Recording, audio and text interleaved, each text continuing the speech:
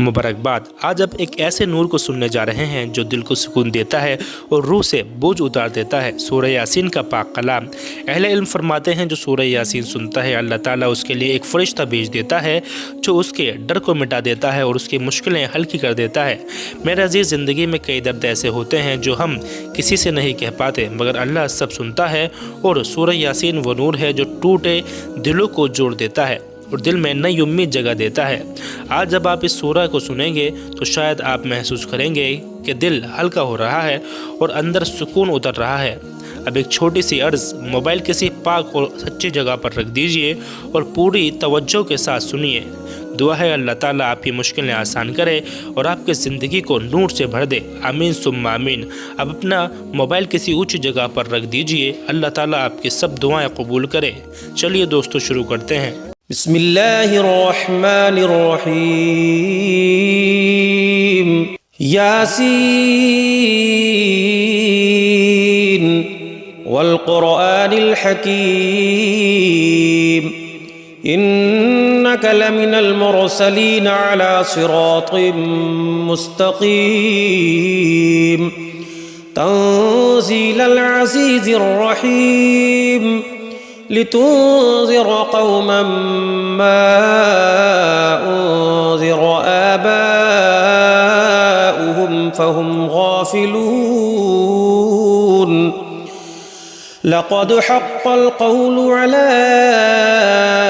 अक्सरिहिम फ़हुम ला युमिनून। इन्ना जअलना फ़ी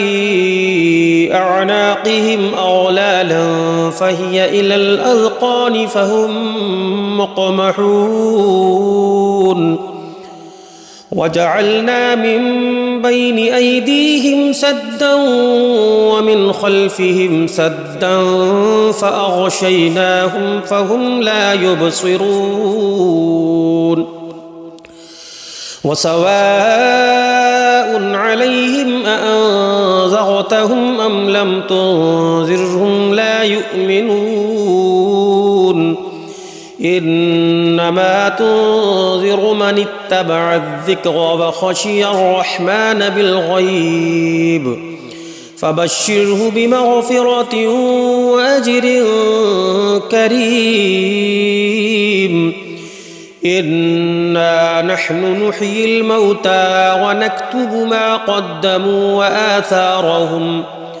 वकुल्ल शैइन अहसयनाहु फ़ी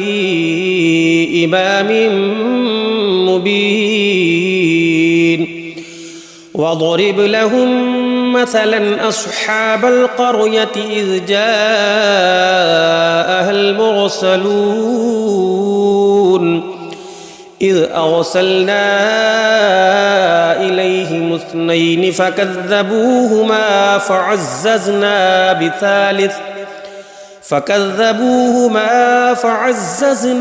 بثالث فقالوا إنا إليكم مرسلون. قالوا ما أنتم إلا بشر مثلنا وما أنزل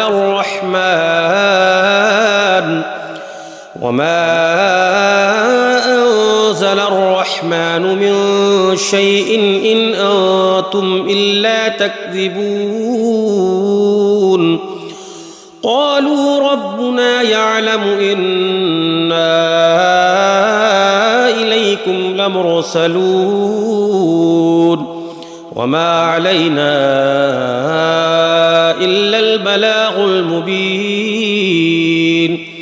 قالوا إنا تطيرنا بكم لئن لم تنتهوا لنرجمنكم وليمسنكم منا عذاب أليم. قالوا طائركم معكم أئن ذكرتم بل أنتم قوم مسرفون. وجاء من أقصى المدينة رجل يسعى قال يا قوم اتبعوا المرسلين اتبعوا من لا يسألكم أجرا وهم مهتدون وما لي لا أعبد الذي فطرني وإليه ترجعون أأتخذ من دونه آلهة إن يردني الرحمن بضر لا تغن عني شفاعتهم شيئا ولا ينقذون إني إذا لفي ضلال مبين إني آمنت بربكم فاسمعون قيل ادخل الجنة قال يا ليت قومي يعلمون بما غفر لي ربي وجعلني من المكرمين وما أنزلنا على قومه من بعده من جند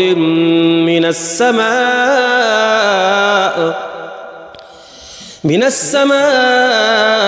وما كنا منزلين إن كانت إلا صيحة واحدة فإذا هم خامدون يا حسرة على العباد ما يأتيهم من رسول إلا كانوا به يستهزئون ألم يروا كم أهلكنا قبلهم من القرون أنهم إليهم لا يرجعون وإن كل لما جميع لدينا محضرون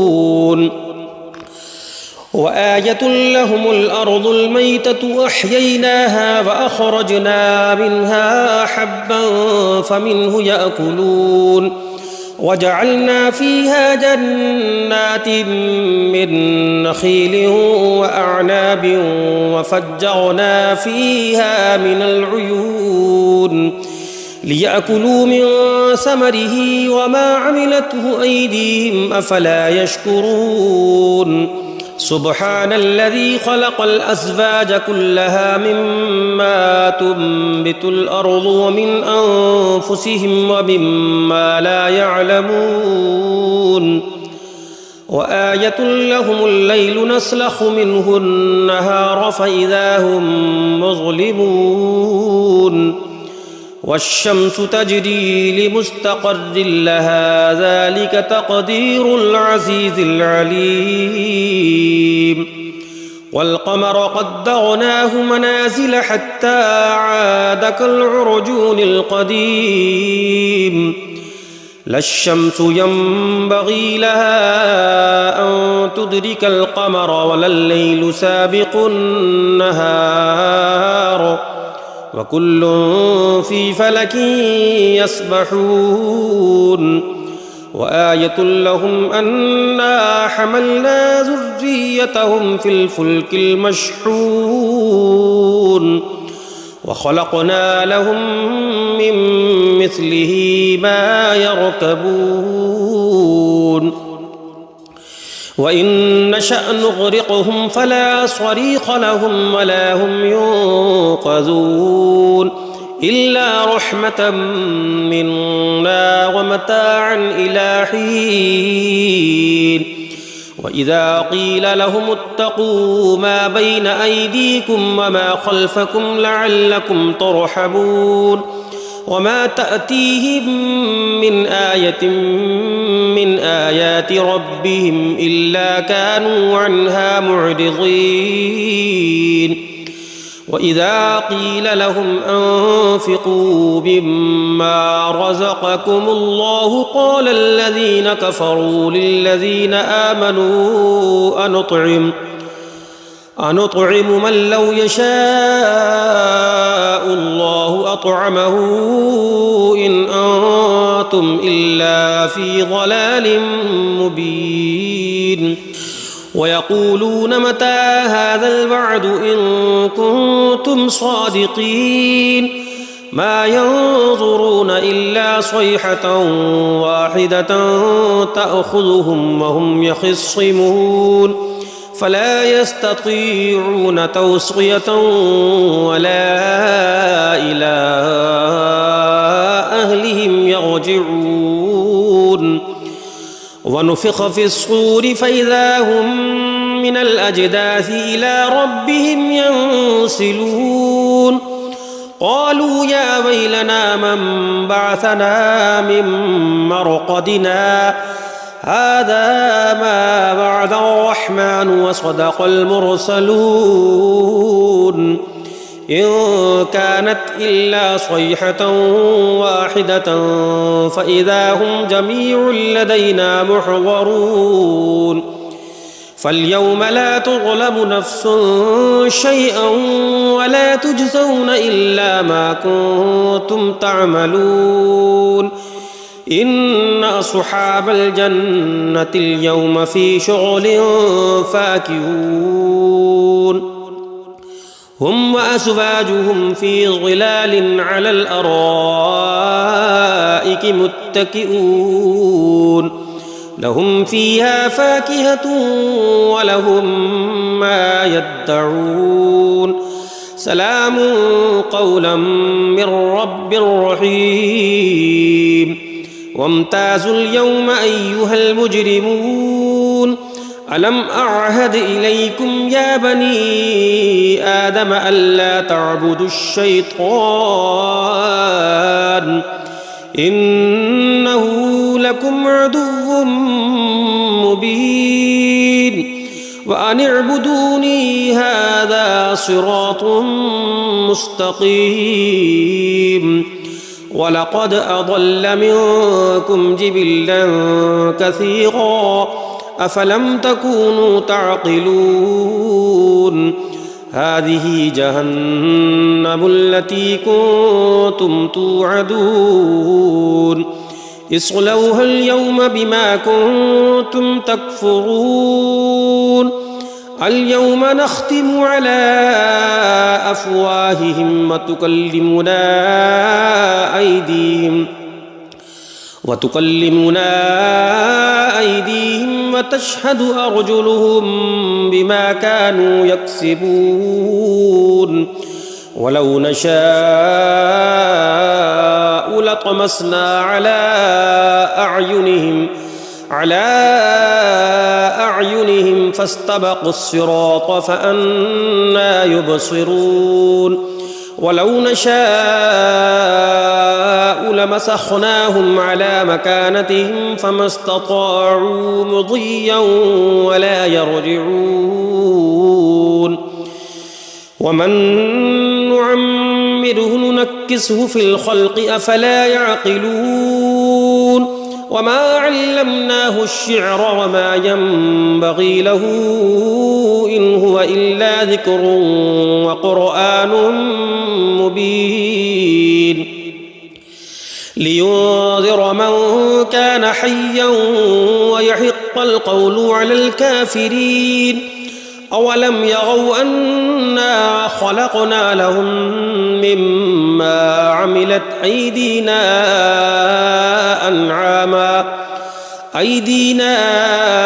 أنعاما فهم لها مالكون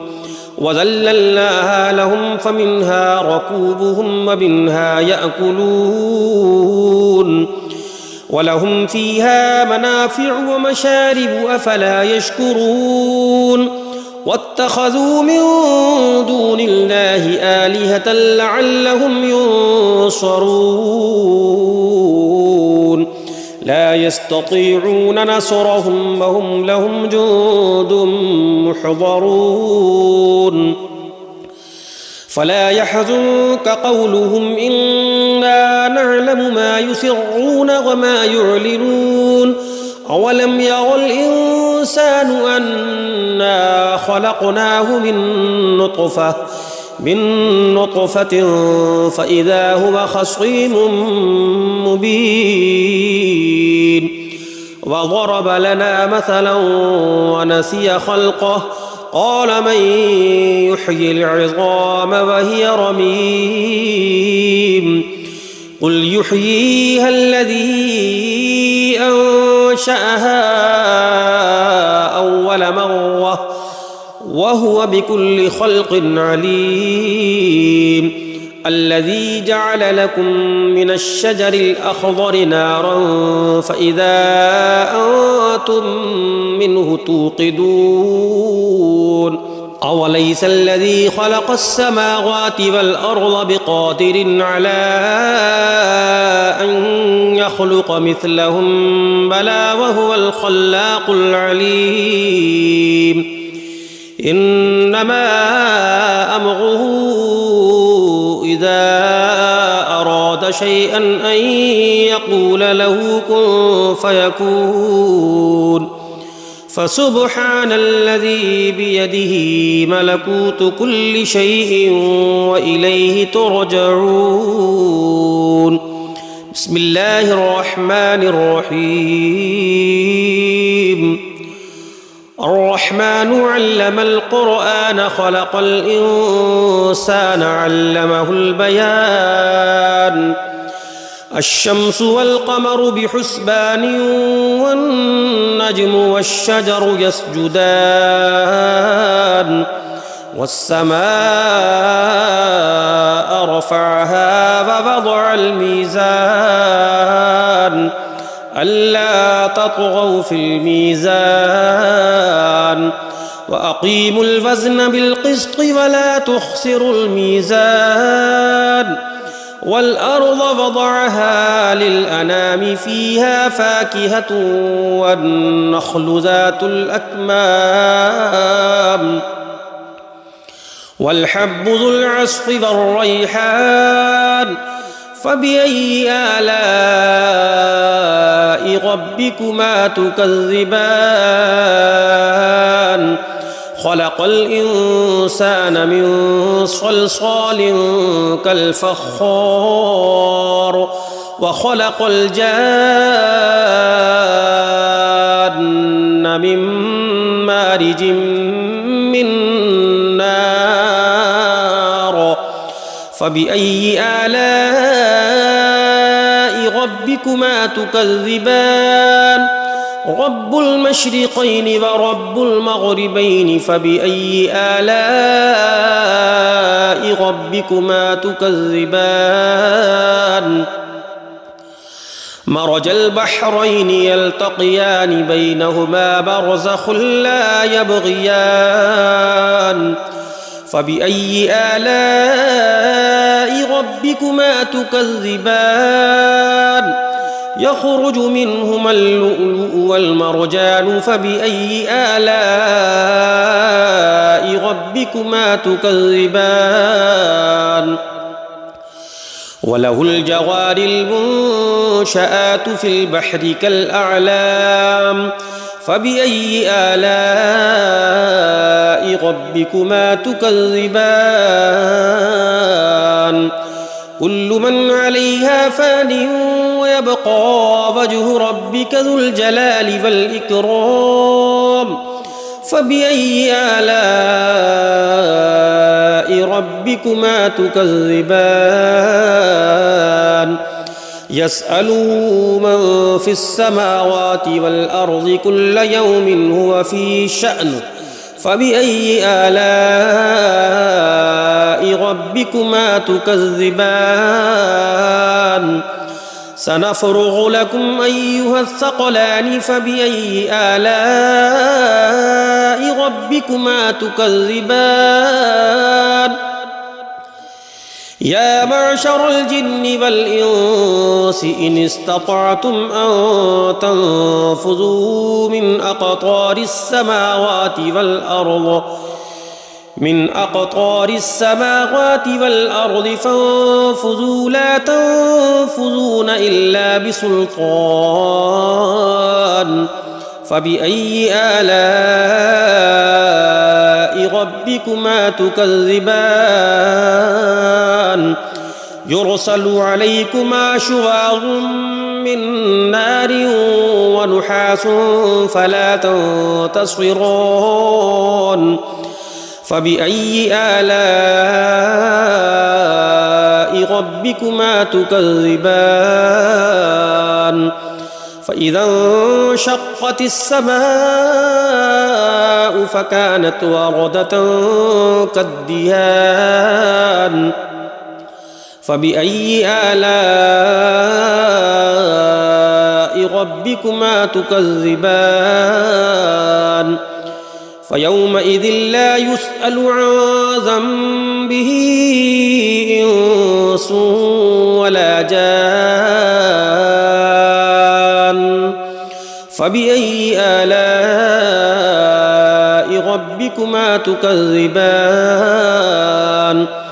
يعرف المجرمون بسيماهم فيؤخذ بالنواصي والأقدام فبأي آلاء ربكما تكذبان هذه جهنم التي يكذب بها المجرمون يطوفون بينها وبين حميم آن فبأي آلاء ربكما تكذبان ولمن خاف مقام ربه جنتان فبأي آلاء ربكما تكذبان ذواتا أفنان فبأي آلاء ربكما تكذبان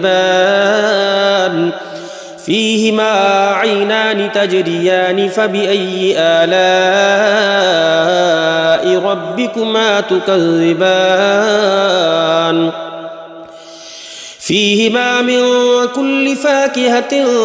زوجان فبأي آلاء ربكما تكذبان متكئين على فرش بطائنها من استبرق وجنى الجنتين دان فبأي آلاء ربكما تكذبان فيهن قاصرات الطرف لم يطمثهن إنس قبلهم ولا جان فبأي آلاء ربكما تكذبان كأنهن الياقوت والمرجان فبأي آلاء ربكما تكذبان هل جزاء الإحسان إلا الإحسان فبأي آلاء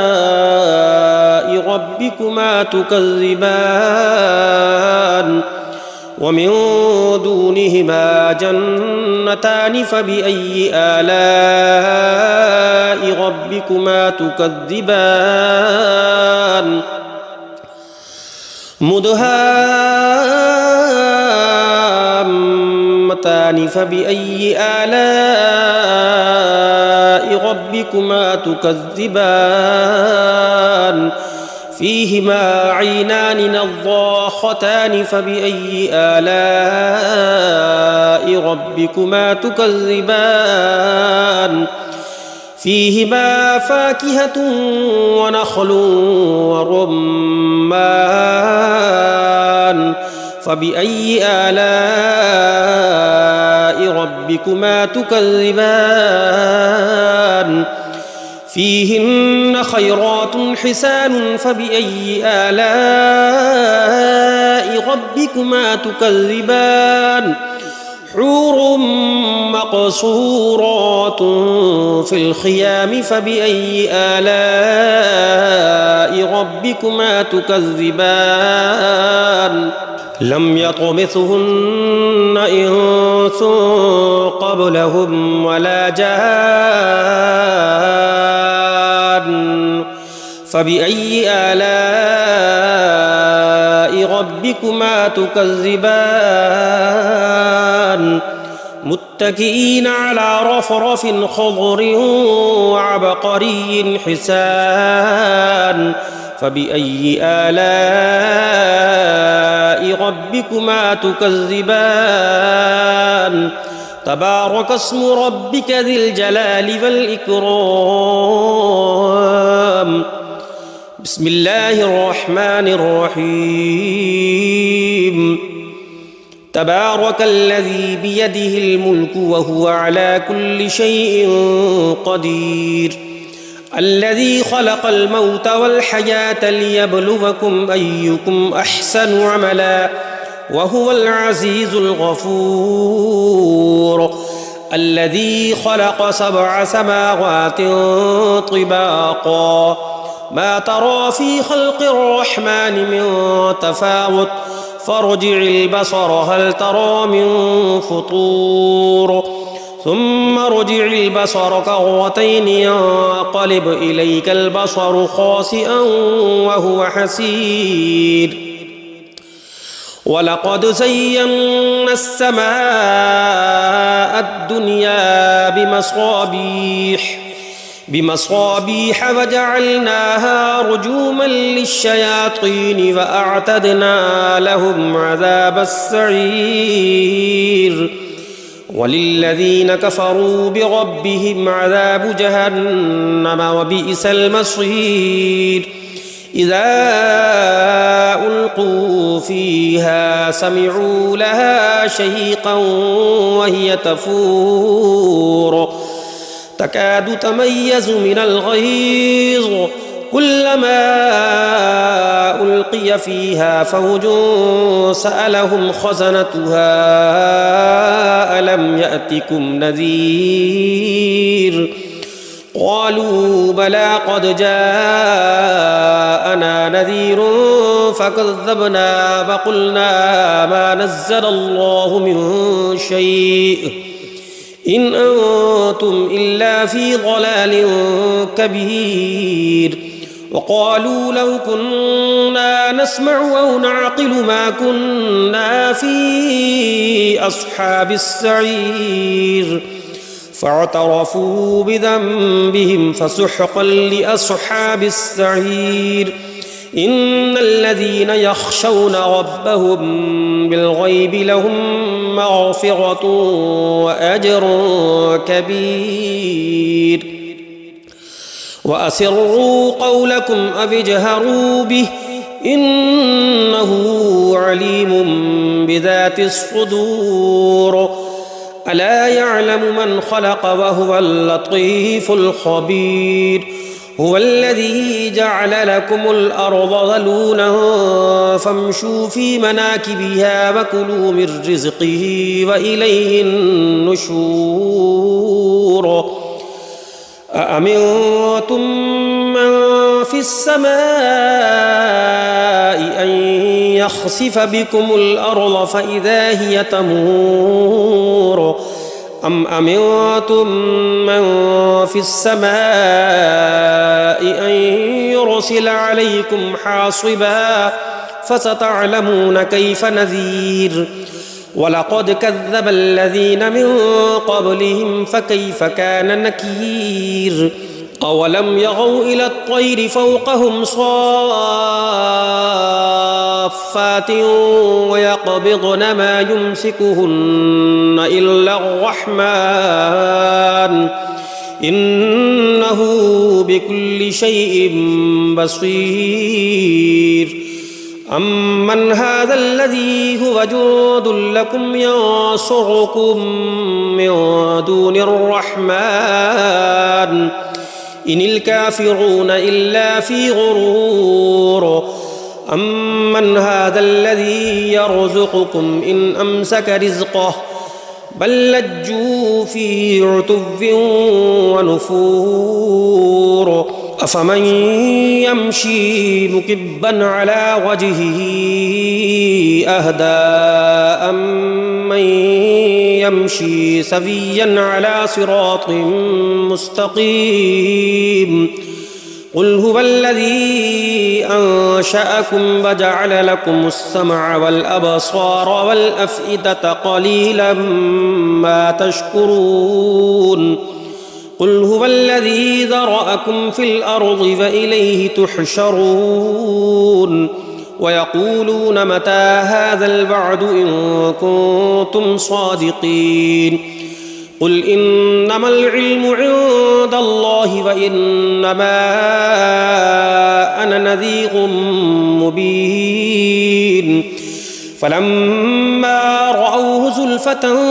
سيئت وجوه الذين كفروا وقيل هذا الذي كنتم به تدعون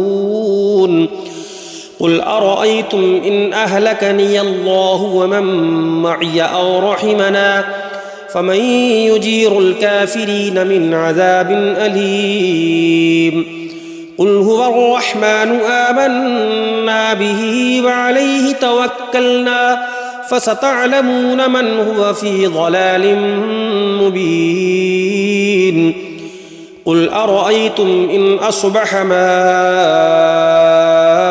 غورا فمن يأتيكم بماء معين صدق الله العلي العظيم.